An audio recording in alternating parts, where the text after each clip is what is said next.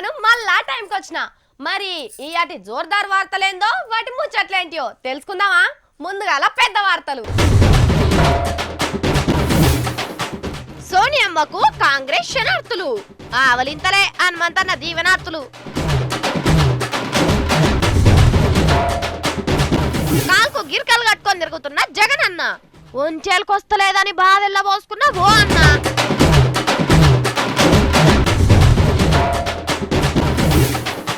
కొత్త సంసారానికి కొత్త కొత్త కార్లు, గూడెం గూడెం తిరుగుతారు ఇక కలెక్టర్ సార్లు.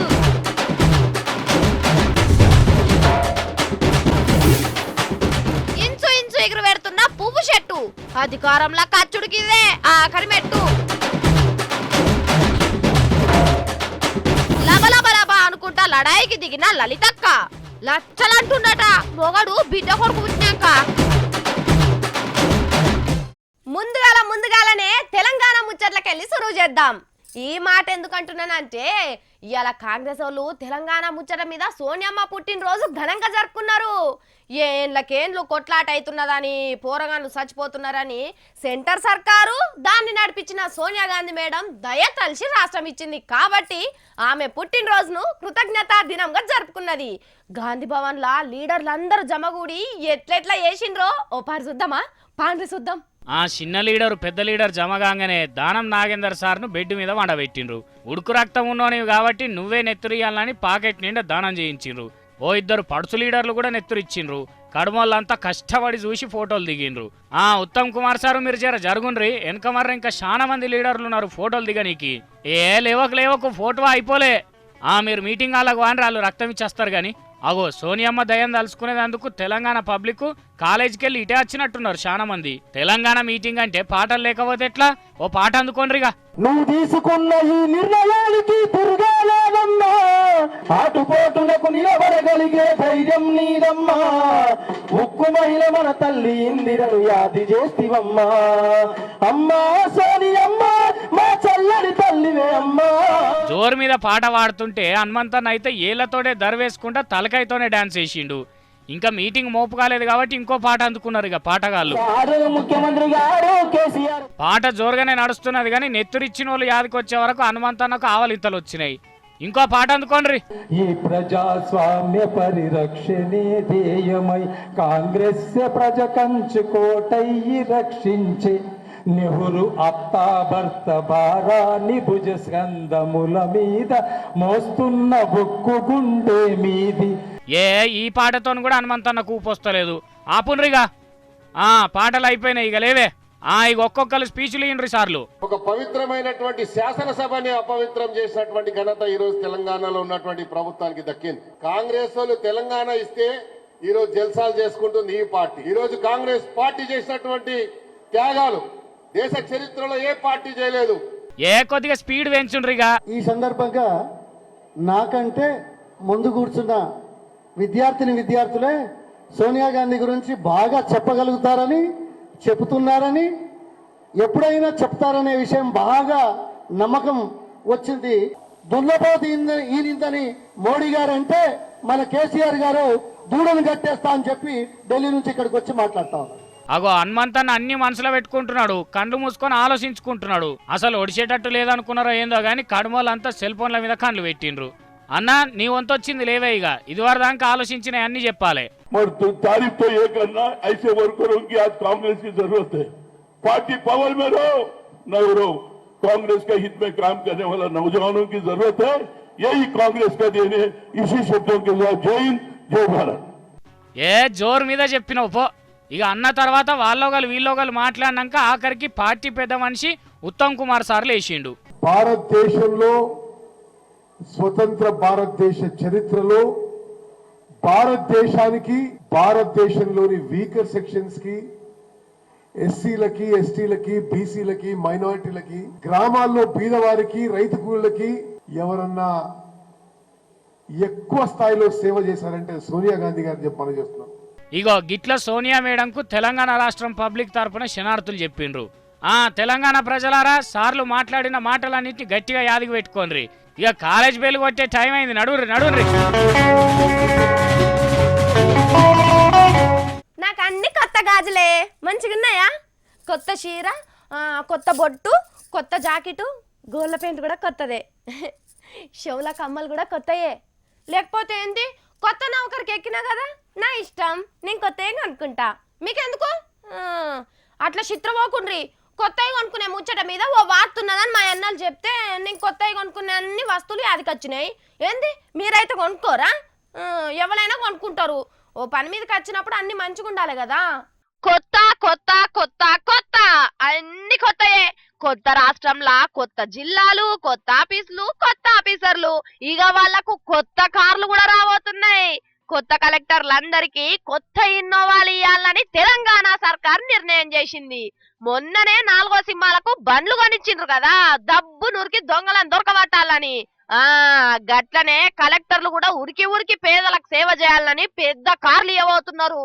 కాబట్టిగా తెలంగాణ కలెక్టర్ సార్లు ఎవ్వరు ఇన్నొద్దులోతిగా డొక్కు జీబులల్లా పాత కార్లల్లా మన ఊళ్ళకి రానే రారు. మన ఇల్వకు తగ్గట్టుగానే ఇల్వగల్ల కార్లల్లనే రాబోతున్నారు. అయ్యా కలెక్టర్ సార్లు, ఇక మీరేం రంది పడకుర్రి, చల్లగా ఏసీలేసుకొని కాళ్ళు బాగా సాపుకునే సందున్న కార్లు ఇస్తున్నారు కాబట్టి ఊళ్ళో పొంది పెద్ద మనుషులకు పింఛన్లు రాకున్నా, బీమార్లు వచ్చినా, దావఖాన్లకు రోగాలు వచ్చినా, రోడ్లు సరిగ్గా లేకున్నా రయ్యిన పోయి జనాల రందులు ఆపుండ్రి. యాళ్ళ రాత్రి అయింది, ఊళ్ళు దూరం ఉన్నాయి అని కూడా చూడకుర్రి. మనదేం పేద రాష్ట్రం కాదు కాబట్టి సాదర ఖర్చులకు డీజిల్ బిల్లులకేం తక్లీఫ్ రాదు. బాట సక్కగా లేకున్నా బండ్ల బాటలైనా సరే పోండ్రి. టైర్లు అరిగితే కూడా జల్దిగానే మార్పించుకోవచ్చు. మీరు ఈ తీరుగా కష్టపడి జనం పైసలు పెట్టి కొనిచ్చిన కార్లను జనం బాగు కోసం వాడి మన సీఎం సార్ పేరు నిలబెట్టాలి. ఎన్ని కొనిచ్చినా కూడా ఎప్పటి చిప్ప ఏనుగుల్నే అన్నట్టు మాత్రం చేయకుర్రి. ఇంటున్నారా సార్లు? ఓ సార్లు ఇంటున్నారా?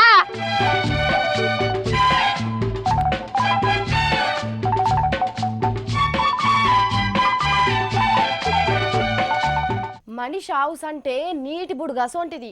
గాలొచ్చినా తుప్పుర్లు పడ్డా పానం తుటుక్కుమంటది. కాకి లెక్క కలకాలం భూమి మీద బతికొచ్చినామా గాని దేవుడు మనల్ని తీసుకుపోయేదాకా బతకాలే. ఎంత కష్టం వచ్చినా బతికి తీరాలే. అట్లా కాదంటే అబ్బో ఆలోచన వస్తేనే మనసంతా ఎట్లనో అవుతుంది కదా. మనకేమన్నా అయితే మన మీదనే ఆశలు పెట్టుకొని బతుకుతున్న అయ్యవ్వలు, అన్నదమ్ములు, అక్క చెల్లెలు, దోస్తులు, అబ్బో సావును తలుచుకునే వద్దు, అసలు బలవంతంగా సావనే సావద్దు.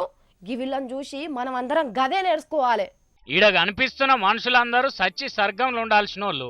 అగో చూడసక్క ఉన్నోళ్ళని పట్టుకొని సావును ఎంచుతున్నారేందని తిట్టుకోకుని, వీళ్ళు నిజంగానే సావును దాటుకొని వచ్చిన వాళ్ళే.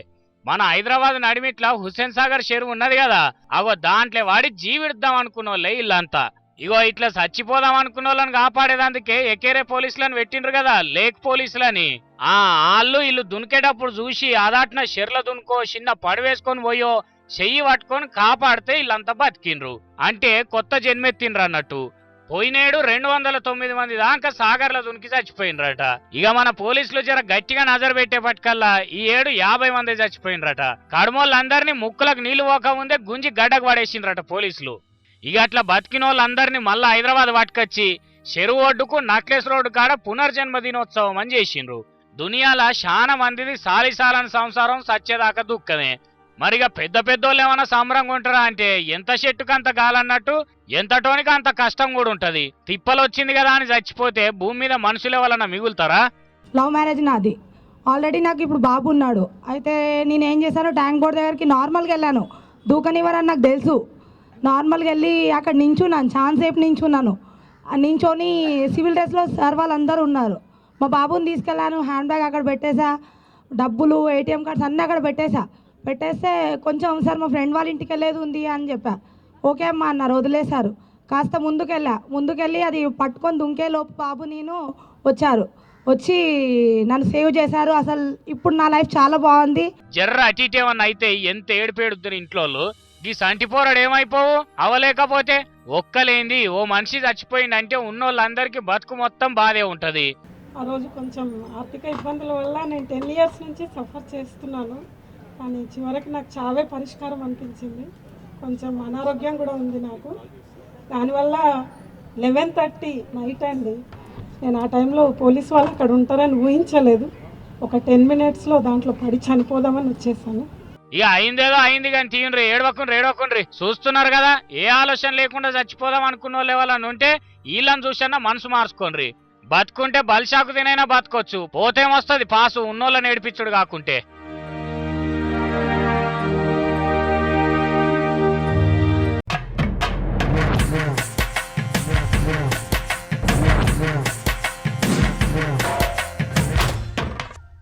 ఫోను కొట్టగానే కుయ్ కుయ్ కుయ్ కుయ్ కుయ్ ఏ హే నోర్ ముయ్ ముయ్ ముయ్ ముయ్ అంటారా?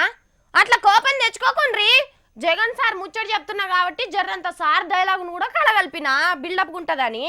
ఈ నడుమ సార్ మళ్ళా 5వ నెంబర్ మీదకి వచ్చిండు. ఫ్యాను స్పీడ్ పెంచి రాష్ట్రంలో పార్టీ గాలి ఊదుదామని బయలుదేరిండు. అంటే పని పబ్లిక్ దే గాని పార్టీకి కూడా అక్కడికి వస్తుంది కదా. మరి జగన్ అన్న జోరు ఎట్లున్నదో ఓ పారు చూద్దామా? అబ్బబ్బబ్బబ్బా ఏం తిరుగుతున్నాడు. ఆంధ్రప్రదేశ్ లో ఫ్యాన్ గుర్తు పెద్ద మనిషి జగన్ సారు ఫ్యాన్ తిరిగినట్టే గిరా గిరా గిరా గిరా తిరుగుతున్నాడు. వాళ్ళు అయ్య పెట్టిన ఆరోగ్యశ్రీ పథకానికి అనారోగ్యం వచ్చిందని ఒంగోలు కాడ లొల్లికి దిగిండు. కలెక్టర్ ఆఫీస్ కాడికి జనం అందరిని కట్టగట్టుకొని తీసుకొచ్చిండు. ఇక ఓదార్సుడు జర పక్కకు పెట్టి ఒక్కొక్కల బాధలు నుడు షురు చేసిండు. ఏందే నీ గోస?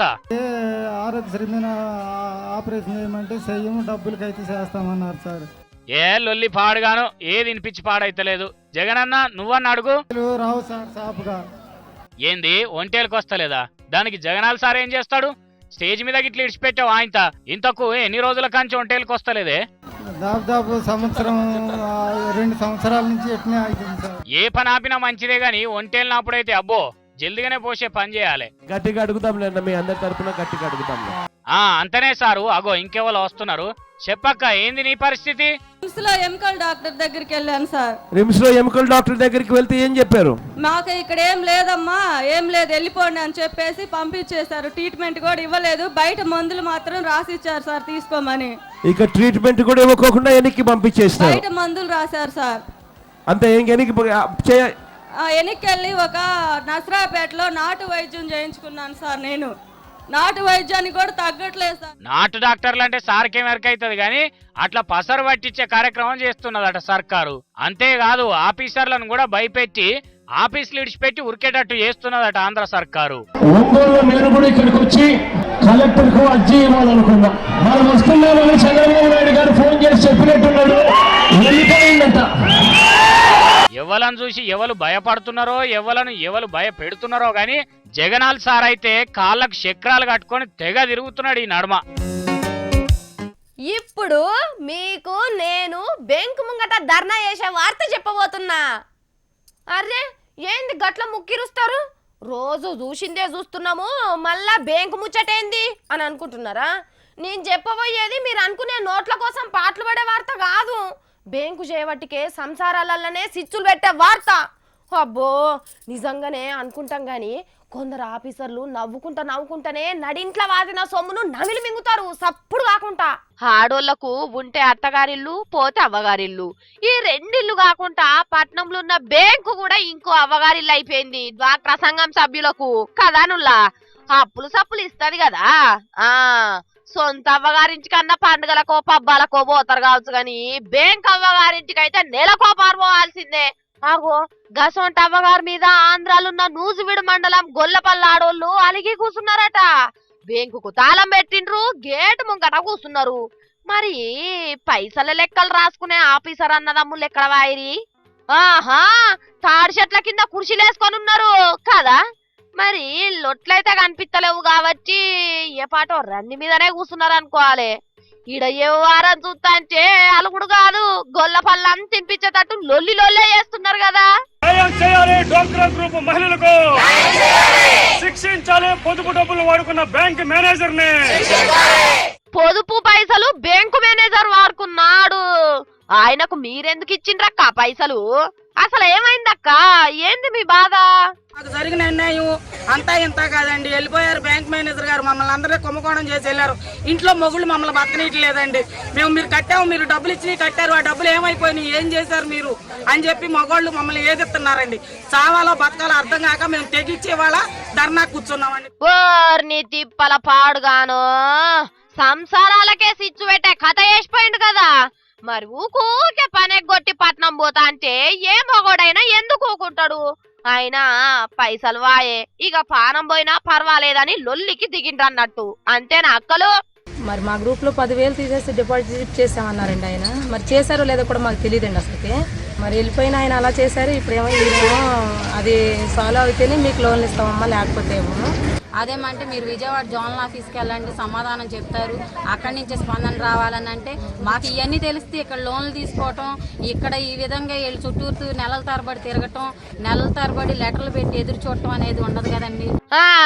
పైసలేసుడు, ఆ పెట్టుకునుడు, పని చేసి తెర్పుడు, ఈడికే మనకు తెలిసిన లెక్కలాయే. చదువు వచ్చిన మేనేజర్ సారు సందు దొరికిన కాడికి అందుకొని పోయిండు అన్నట్టు. మరి వీళ్ళ సంసారాలను సార్లంతా కలిసి ఎట్లా బాగు చేస్తారో ఏమో గాని, బువ్వ కూరొండే అవ్వలకు బేంకుల తవ్వ నేనే చూపించిన అని గొప్పగా చెప్పుకునే చంద్రరావు సారు ఈడ జరిగిన ముచ్చటిని ఆ పనితనం కూడా నాదే అని చెప్పుకుంటాడు.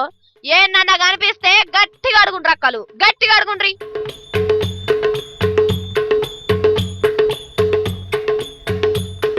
ఓ అమాయకపు పల్లెటూరు పిల్ల, ఓ మాటకారి పట్నం పిల్లగాడు, ఓ ఐతారం పొద్దు జొర్రంగానే ఒకరికొకరు ఎదురుపడ్డరు.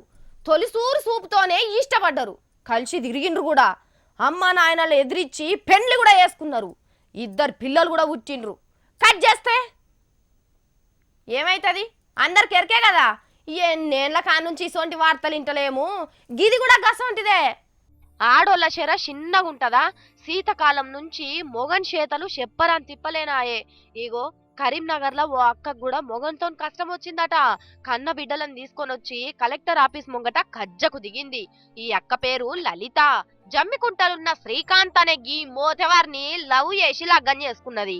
అటెంకేమైందో ఈ అక్కే చెప్తున్నది. లలితక్క, ఇక నువ్వు చెప్పక్క, ఈ తిప్పలేంది నీకు? పాప పుట్టిన తర్వాత ఉద్యోగం వచ్చింది సార్, కానిస్టేబుల్ ఉద్యోగం. ఆ ఉద్యోగం వచ్చిన తర్వాత చేస్తున్నాడు ఇక్కడ కరీంనగర్లో. నా కరీంనగర్లో చేస్తూ ఇంకో పెళ్లి చేసుకుంటానని, ఈ బాబు కడుపులో ఉన్నప్పుడు ఇంకో పెళ్లి చేసుకుంటాను, లేకపోతే మీ అమ్మని 10 లక్షలు కట్టమని, లేకపోతే నాకు 15 లక్షలు ఇస్తారు బయట అని చెప్పాను అన్నాడు సార్. ఎస్పీ సార్ని కలిస్తే మళ్ళీ జమ్మికుంటా పోమంటున్నారు. వాళ్ళ ఇంట్లో వాళ్ళు మళ్ళీ పెళ్లి చేసుకునే వాళ్ళ మేనమామ బిడ్డని పెళ్లి చేసుకోవడానికి ఉన్నాడు సార్. ఇన్నరా, నౌకర్ రానప్పుడు లలితక్కని చూస్తే హీరోయిన్ లయలెక్కనేగా అనిపించుంటది. ఇప్పుడు కానిస్టేబుల్ అయ్యిండు కదా, మేనమర్దలు మెరుసుకుంటా కనిపిస్తున్నదట కట్నం మోసుకొచ్చుకుంటా. మనిషి యూతే తాడు పొడుగున్నాడు గాని నౌకర్ వచ్చిన కాడ నుంచి మెదడు చిన్నగా అయ్యే ఉంటది. మరి లచ్చలు పుచ్చకాయలని రందివాడేటోడు ఈ పిల్లని ప్రేమించినప్పుడు నిద్రపోయిందా? ఆగో మెళ్ళ తాలి కట్టి మానేరు డ్యామ్ కింద మాట్లాడుకున్నప్పుడు, భుజం మీద చెయ్యేసినప్పుడు మరి ఎంత కట్నం తెస్తుందని ఎరక చేసుకోవద్దా? ఈ పోటువ ఎక్కడ దిగినరో ఏందో గాని నువ్వు నేను ఒక్క తీరు బట్టలే వేసుకుందామని చెప్పుకొని సంబరంగా తీసుకొచ్చినట్టున్నాడు. సాటుంగిద్దరేంది, ఇంట్లో అందరిని తీసుకొని కూడా మంచిగానే తిప్పిండు. తీర్థాలు పార్కుల పొంచి పండంటి పిల్లలను కూడా కన్నాడు. ఎంత ముద్దుగున్నారు పోరగాన్లు. వీళ్ళు చెయ్యరాను లచ్చలిల్వా? ఈ కొడుకొక్కరు జాలడా? అయ్య సావుదలా కచ్చిన్నాడు ఎత్తుకపోయేందుకు. ఈ అక్కని తిప్పల పెడుతుందో అని బతుకు చెడా. సచ్చిన్నాడేం కొంటపోతాడు? లలితక్క సొంట అక్క చెల్లెలు లానికి లేరా? ఓ ఆడవిల్ల పోరగాన్లను తీసుకొని గిట్ల ముల్లె మూట చదువుకొని రోడ్డెక్కితే పెద్ద మనిషి అనేటోళ్ళు న్యాయం చేయాలి కదా.